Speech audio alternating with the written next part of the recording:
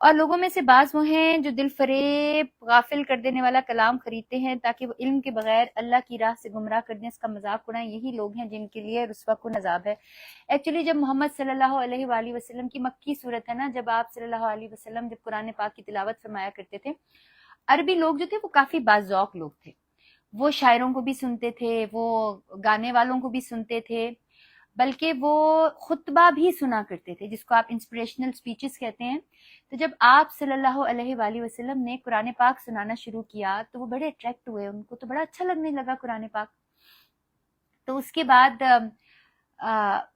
کچھ مکی کے لوگ نا ادھر سے کوئی شام سے کوئی ایک بہت اچھی گانا سنانے والی خاتون تھی، ان کو لے آئے اور ان کو کہا کہ بھائی آپ لوگوں کو ایسی گانا سنائیں تاکہ لوگ ڈائیورٹ ہوں۔ اچھا، اب میں ہمیشہ آپ کو بتاتی ہوں کہ ہم نے قرآن کی تفسیر سنی ہمیشہ کہ مکہ میں کیا ہوا، مدینہ میں کیا ہوا، حالانکہ قرآن ہر دور کی کتاب ہے۔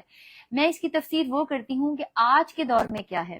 آج کے دور میں یہ ہے کہ ہم جب بھی اپنا واٹس ایپ اپنا موبائل کھولتے ہیں، آج کل سب کو کریز ہے، یو ایڈمٹ اٹ اور you don't admit it, that we like to we love to watch reels.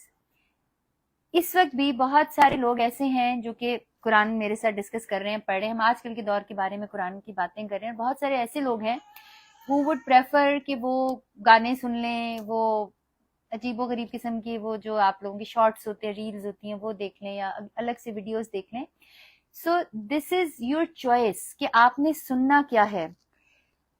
تو اس میں جو اللہ فرما رہا ہے، بعض لوگ وہ ہیں جو دل فریب غافل کر دینے والا کلام خریدتے ہیں تاکہ وہ علم کے بغیر اللہ کی دین سے گمراہ ہو جاتے ہیں نا۔ جب آپ ایسی چیزیں دیکھنا شروع ہو جاتی ہو، get addicted to such like things you don't even know, even اب تو انگریز کہنا شروع ہو گئے ہیں، these reels these shorts make you addictive.